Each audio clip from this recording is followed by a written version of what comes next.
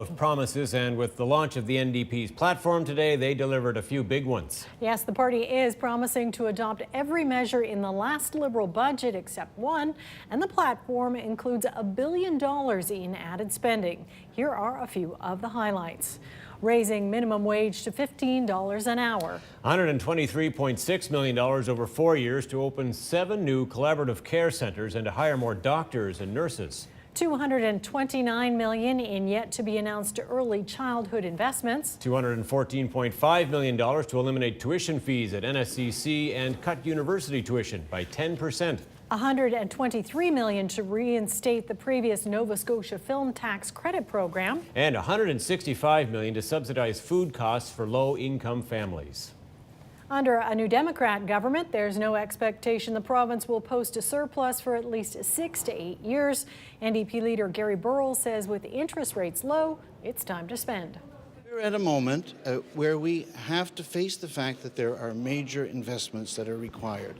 When you're in a situation where you have 45,000 people being fed from food banks, and you've got the very highest increase in tuition rates anywhere in the country, and over 100,000 people that can't get a family doctor, it's a situation that calls for a major move.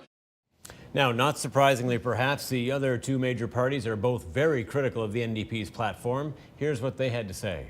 It's cynical in a way because it tells Nova Scotians that we can just spend our way out of our problems, which we have seen time and time again. I mean, we've had deficits generally in this province 20 of the last 30 years. If chronic deficits could solve Nova Scotia's woes, we'd be the most prosperous place in Canada.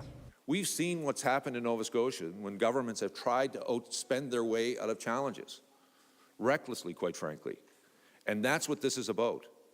He has laid out a plan that would basically say to every community college and university student today, I will pay for your education, but you need to go to another province to get a job. And continuing with our election coverage tonight, we're going to take a closer look at the race for Hammonds Plains at Lucasville. It's a suburban riding that was part of a near sweep of Metro Halifax by the Liberals in the last election. This time, the Progressive Conservatives hope a well-known municipal councillor will lead to a Metro breakthrough. Paul Withers is back from the riding with this report. The Liberals took 18 of 20 Metro seats last time, and Hammonds Plains Lucasville was one of them. 3.5 years later, Liberal backbencher Ben Jessom has an austerity government record to defend. People recognize that tough decisions needed to be made, and they are, generally speaking, supportive of the fact that, you know, a government can't possibly make everybody happy. Earlier this year, the Liberals capped a battle with the public sector unions by taking on teachers, legislating an end to work-to-rule strike action and imposing a contract. The confrontation coincided with a slide in the popularity of Stephen McNeil. For the most part, he's an asset. Honestly, he's a man who at times gets a bad impression, but honestly, he's a man who has a tremendous amount of character. If Jessom is cautious, the PC is brash. Nice to meet you. I don't know if you've heard, but I'm running for the PC party in the next election. Councillor Matt Whitman is so confident he will take the seat, he's already talking about the upcoming by-election to replace him at City Hall. Some people are concerned about what happens if I do move on, who's going to fill in for me. There's already 5 or 6 or 7 folks that have said that they're going to put their name forward in the by-election, so there'll be no shortages of people to look at filling my shoes.